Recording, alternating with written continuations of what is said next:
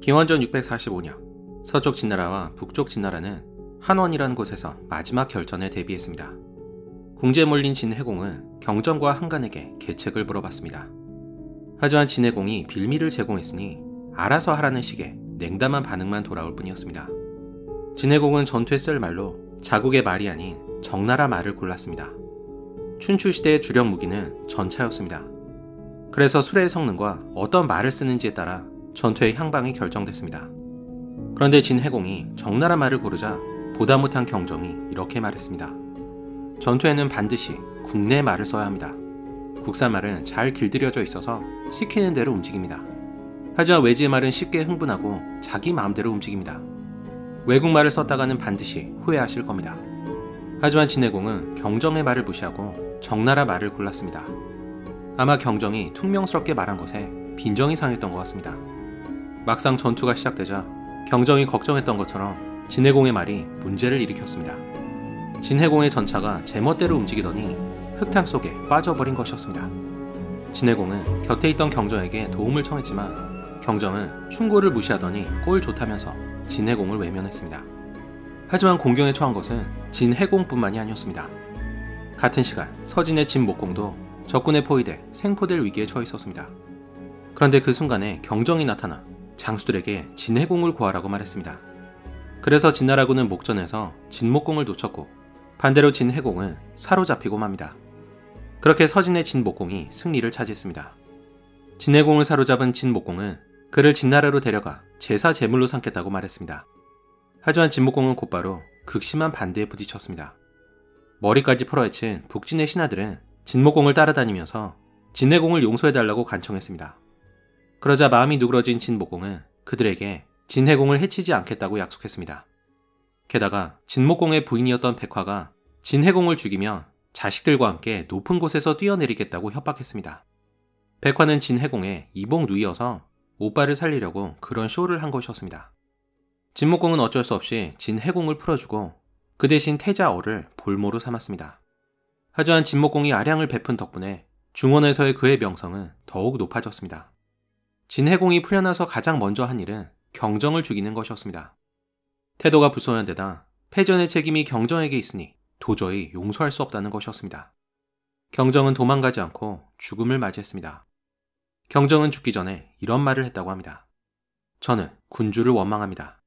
처음에 진나라의 은덕을 갚았더라면 전쟁이 없었을 것이고 싸우더라도 잘 싸우는 사람을 썼다며 패하지 않았을 겁니다. 그런데 이제 전쟁에 패해 책임자를 죽여야 하는데 그마저 놓친다며 어떻게 신하를 다스릴 수 있겠습니까? 한편 우리의 주인공 중이는 자신을 따라온 충신들과 함께 적족의 땅에서 식객으로 지내고 있었습니다. 그곳에서 그는 계회를 아내로 맞이해서 2명의 아들을 두었습니다.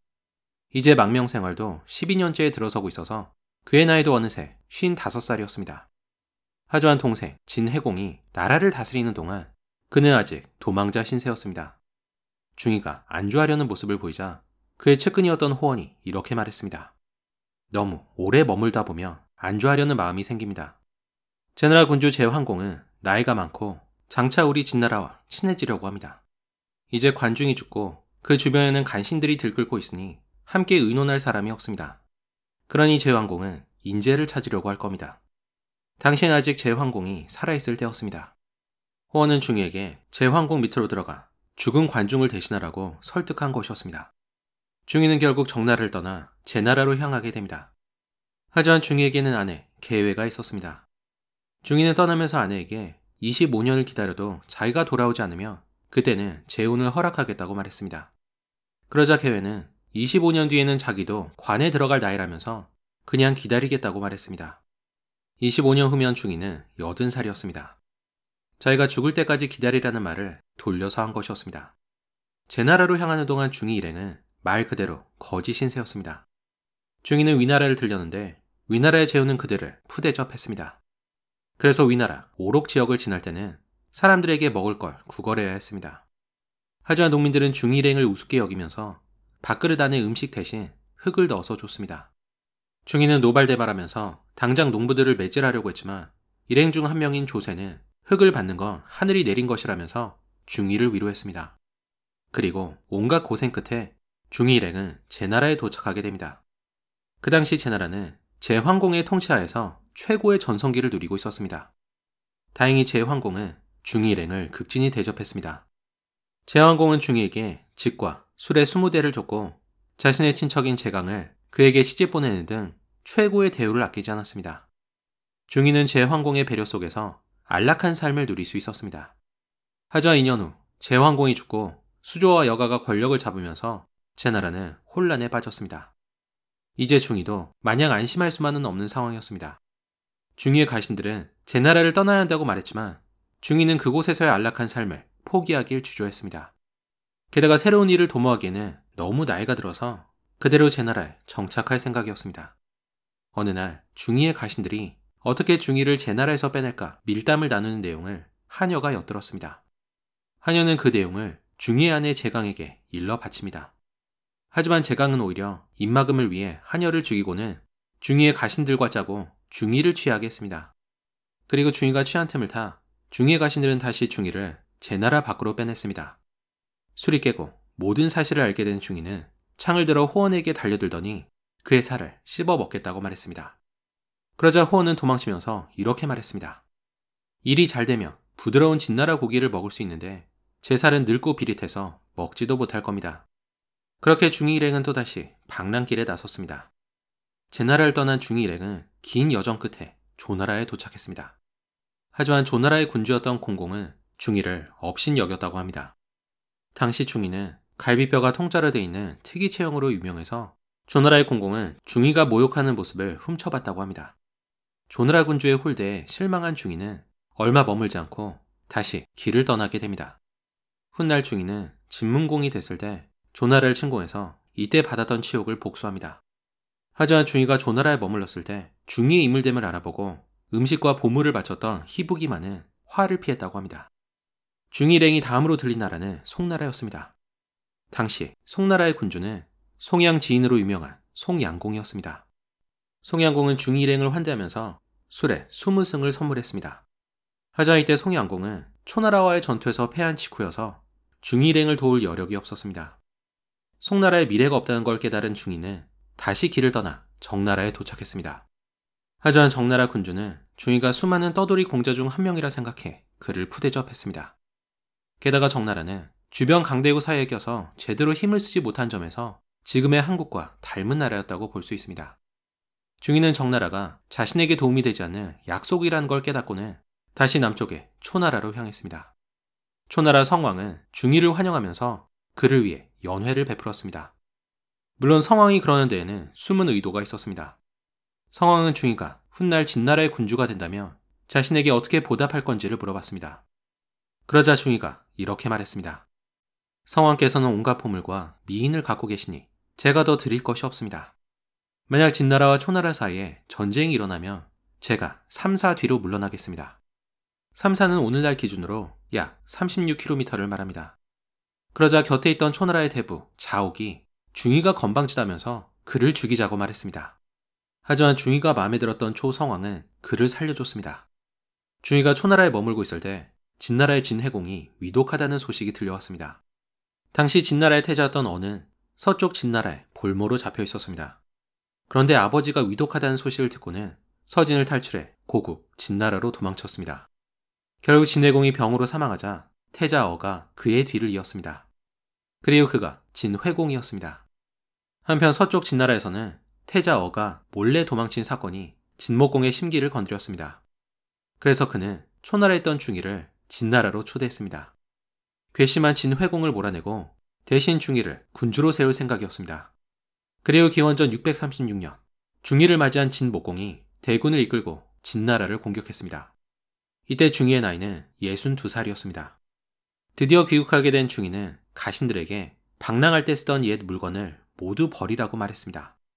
그러자 호원이 눈물을 흘리면서 옛 물건을 버리는 걸 보니 자기들도 헌 물건처럼 버려질 거라면서 버림을 받기 전에 미리 떠나려고 했습니다. 당황한 중의는 호원을 위로하고 이미 버린 물건을 모두 주워왔다고 합니다. 진목공이 진나라를 공격하자 진회공은 싸움을 포기하고 도망쳤습니다. 신하들이 진회공을 배신하고 중의를 지지했기 때문이었습니다. 그렇게 중의는 19년의 긴 방랑을 끝내고 진나라를 차지하게 됩니다. 그리고 그가 제황공에 이어 춘추시대 두 번째 패자가 되는 진문공이었습니다. 진문공은 먼저 19년 동안 자신을 따라준 신하들에게 높은 자리를 주고 상을 내렸습니다. 하지만 실수로 계자추라는 신하를 농공행상에서 잊어버렸습니다. 계자추는 방랑하던 시절에 먹을 것이 떨어지자 자신의 허벅지 살을 잘라서 중이에게 바쳤던 인물이었습니다. 진문공은 뒤늦게 자신이 실수한 걸 깨닫고는 계자추를 찾았습니다. 하지만 계자추는 이미 노모를 모시고 깊은 산속으로 들어간 뒤였습니다. 진문공과 신하들은 계자추의 이름을 부르면서 나오라고 했지만 한번 산에 들어간 계자추는 모습을 드러내지 않았습니다. 그러자 진문공은 불을 지르면 계자추가 도망 나올 거라 생각해 산에다 불을 질렀습니다. 하지만 계자추는 끝내 나오지 않았고 나중에 노모를 껴안고 불타 죽어있는 계자추의 참혹한 시신이 발견됐습니다. 진문공은 산에 불을 낸 걸 후회하면서 계자추가 죽은 날에는 불을 피우지 말라는 명을 내렸습니다. 그리고 이것이 한식의 시초로 알려졌습니다. 늦은 나이에 군주가 된 진문공은 그동안의 경험을 바탕으로 경제를 발전시키고 군을 강화하면서 빠르게 나라를 안정시켰습니다. 그리고 얼마 후 진문공이 패자로 도약할 기회가 찾아왔습니다. 시작은 주나라 왕실과 정나라 간의 갈등이었습니다. 주나라의 주 양왕은 정나라를 벌하기 위해 적족에게 도움을 요청했습니다. 적족의 도움을 받은 주 양왕은 정나라와의 전쟁에서 승리했습니다. 하지만 얼마 후 적족은 주 양왕의 동생인 대를 앞세워 역으로 주나라를 공격했습니다. 주 양왕은 동생과의 전쟁은 부끄러운 일이라면서 낙양을 버리고 도망쳤습니다. 그러자 이 소식을 들은 진문공은 곧바로 반란 세력을 토벌하고 주 양왕을 복위시켰습니다. 그리고 이 사건으로 진문공의 위상은 크게 높아졌습니다. 하지만 더 큰 시험이 기다리고 있었습니다. 초나라가 북상한 것이었습니다. 초성왕은 자옥에게 군을 주면서 송나라를 공격하게 했습니다. 자옥은 과거 중위가 초나라에 머물 때 그를 죽이려고 했던 인물이었습니다.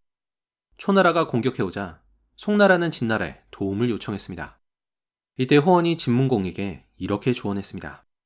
초나라와 동맹관계에 있는 조나라와 위나라를 공격하며 초나라는 송나라 공격을 멈추고 조나라와 위나라를 도우러 올 것입니다. 조나라와 위나라는 진문공이 방랑 생활을 하고 있을 때 그를 괄시했던 나라들이었습니다. 호원의 조언을 받아들인 진문공은 즉시 조나라와 위나라를 침공해 그때 받았던 치욕을 복수했습니다. 이때 앞에서도 언급한 희북이만은 화를 면했다고 합니다. 한편 전황은 점점 초나라에 불리하게 돌아가고 있었습니다. 적진 깊숙이 들어와 있어서 보급에 문제가 생긴 것이었습니다. 이에 초성왕은 군을 물리려고 했습니다. 하지만 자옥이 필사적으로 반대하면서 끝까지 싸울 것을 주장했습니다. 그렇게 진나라와 초나라 간에 정면 대결이 성사됐습니다. 그런데 전투를 앞두고 진나라군은 벼랑간 90리를 후퇴했습니다. 양군이 만나면 3사 후퇴하겠다는 약속을 지킨 것이었습니다. 하지만 초나라군은 만족을 모르고 진나라군을 계속 밀어붙였습니다. 결국 양군은 성복이라는 곳에서 결전을 치르게 됩니다. 이때 제나라와 서쪽 진나라도 군을 보내 진나라를 도왔습니다. 이를 상대하는 초나라도 진나라, 채나라, 정나라, 그리고 허나라군이 섞여있는 연합군이었습니다. 다시 말해 성복대전은 진나라와 초나라만의 전투가 아닌 북쪽의 기존 세력과 이를 넘어서려는 남쪽 세력이 중원의 패권을 놓고 싸우는 대결전이었습니다. 전투가 시작되자 진나라군은 채나라와 진나라군이 주축이 된 초나라 우군을 격파했습니다. 한편 반대쪽 진나라 우군이 일부러 도망치는 척하자 초나라 좌군이 추격에 나섰습니다. 그러자 진나라 중앙이 초나라 좌군의 우측을 공격했고 도망가는 척하던 진나라 우군은 방향을 틀어 초나라 좌군을 공격했습니다. 결국 초나라 좌군 또한 협공에 무너졌습니다. 이로써 성복대전에서 진나라가 대승을 거뒀습니다. 진문공이 초나라의 진격을 막아내자 주 양왕은 그를 제후들의 수장이란 뜻인 후백에 임명했습니다. 천자로부터 패자로 인정받은 진문공은 천토의 제후들을 불러놓고 회맹을 가졌습니다. 이곳에서 제후들은 서로 침범하지 않고 주나라 왕실을 보호하자고 약속했다고 합니다. 하지만 진문공은 이미 노인이어서 그의 통치 기간은 길지 않았습니다. 진나라로 돌아온 지 겨우 9년 만인 기원전 628년 춘추5패 중 한 명이었던 진문공이 세상을 떠났습니다. 그리고 얼마 후 남쪽 초나라에서는 초장왕이라는 또 다른 걸출한 인물이 등장했습니다.